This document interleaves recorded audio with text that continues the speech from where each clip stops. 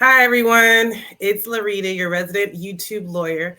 I wanted to come on here and talk about this trending Disney wrongful death case because there's been a lot of talk about it in the news recently. That if you're not aware, the case basically came to light earlier this year, and I was particularly interested in it because it dealt with allergies, and my son has some severe allergies.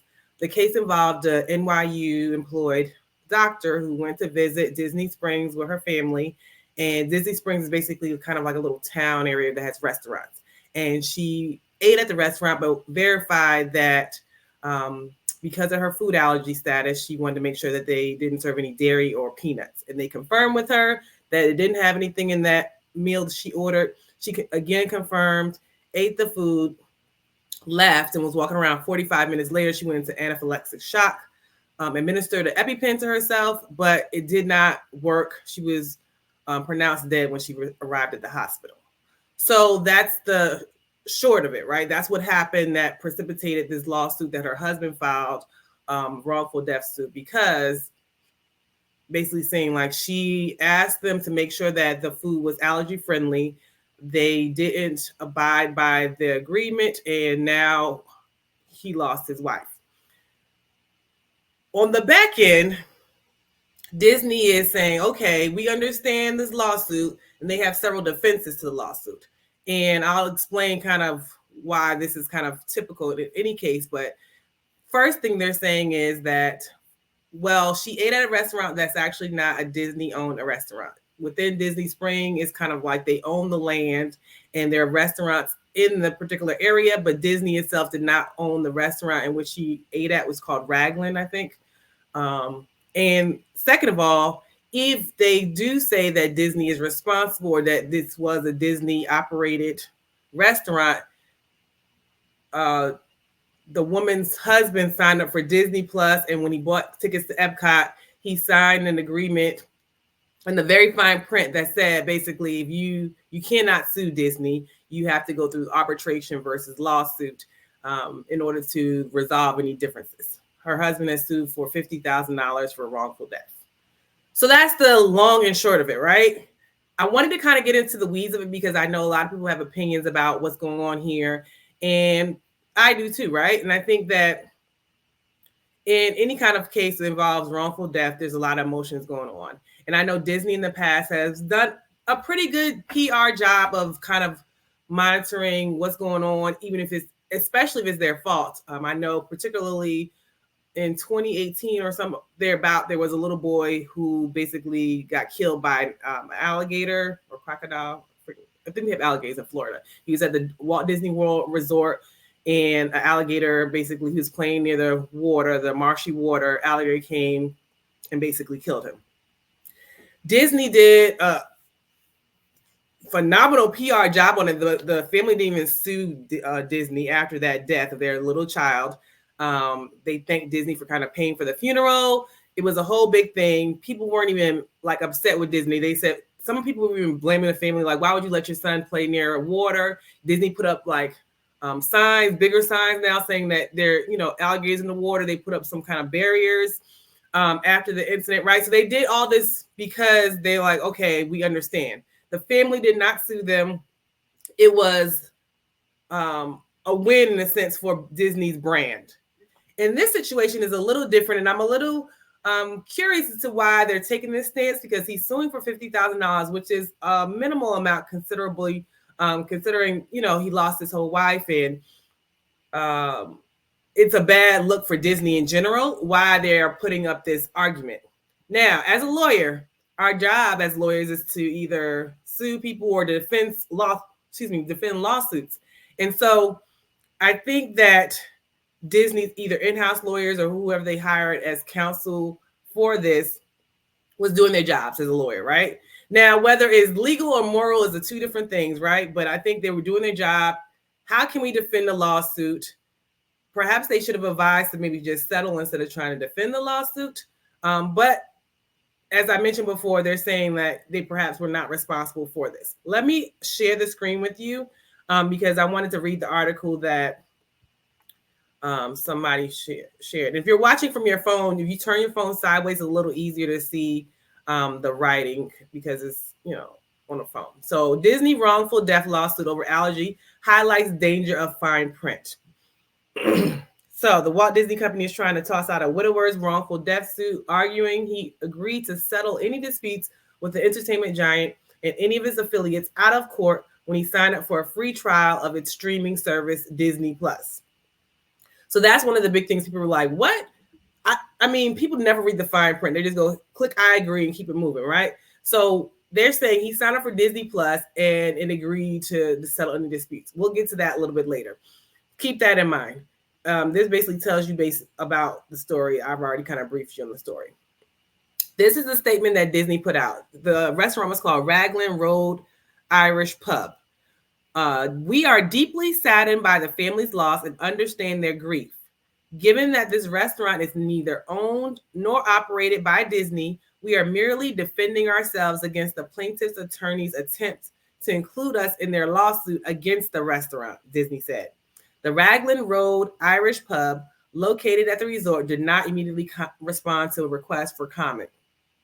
In court papers, Disney described his relationship with the restaurant as a landlord. So the question goes back to, are consumers unwittingly signing away their legal rights when they sign up for a streaming service? Quite possibly. Okay, so in comment in the comment section if you have an opinion about what's going on with this, and I'm kind of going to explain the difference between them wanting to dismiss the case and say it has to go through arbitration versus a lawsuit, right? Because there's a difference between the methods in which you can receive your benefits that you're seeking, right? So in this instance, Disney is saying they want to go through arbitration, and arbitration is an alternative dispute resolution instead of going to court. A lot of times you don't get the same kind of remedies, same kind of protections that you do if you go through the court process. Everybody knows there's certain discovery process you have to go through. The parties have to agree to do certain things. You get appeal rights, things of that nature, right?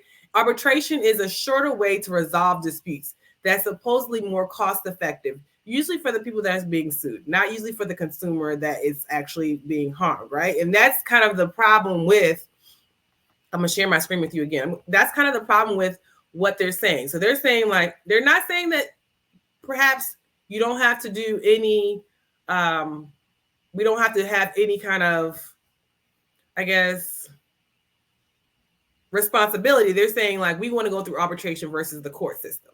And historically, arbitration has not favored, let's say, the consumer. And so, and in Texas, per se, well, that's where I live. In Texas, if you go through arbitration and you lose, there's no appeal. Like, the arbitrator's decision is final. Whereas, as you know, in lawsuits, typically when you go through the court process, you can appeal if you don't like the decision that's made at the lower court. So you lose some kind of protections that's given.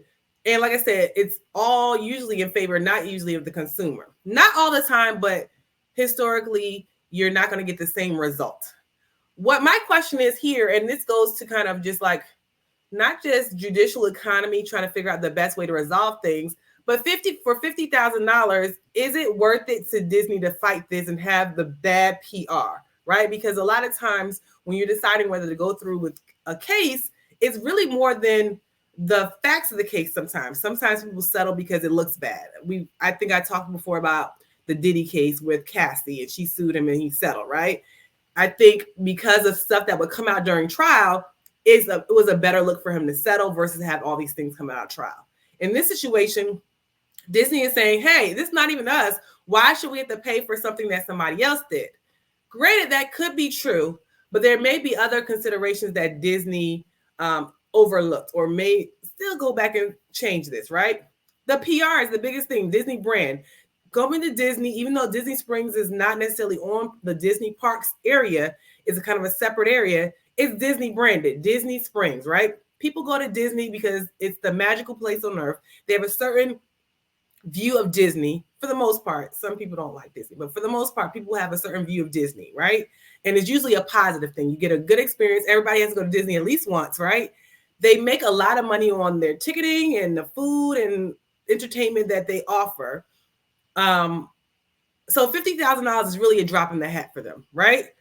On the back end, if somebody sued you for something that your neighbor did or that your tenant did, would you appreciate having to pay for something that you didn't do? That's what Disney is saying. The average person, yes, it might be worth it to fight. Disney, as a big global brand, may not have that same argument. $50,000 versus whatever happened, and them kind of doing the right thing may be in their best interest. It may not be the legal thing to do. It may be the moral thing to do. Just as, like I said, they did with the wrongful death. Well, the death of the little boy who was attacked by the alligator. Obviously, they have no control over the alligator, right? And I think there were signs that said there were alligators in the water. Despite the fact that they said that, and perhaps they wouldn't accept wrongdoing, the family didn't sue. They still try to do the right thing in that situation. In this case, I know a lot of people were saying, well, it goes back to the allergy thing. And like I said, I have a son who has allergies, and I actually went on a recent Disney cruise, and they did try to go over and beyond to make sure that there was no cross-contamination of the food, to bring things out that were not opposed to what he was allergic to, and they tried to do a good job. His allergy is not so severe, perhaps, as the lady that was in question here, but he does have several allergies to many different foods.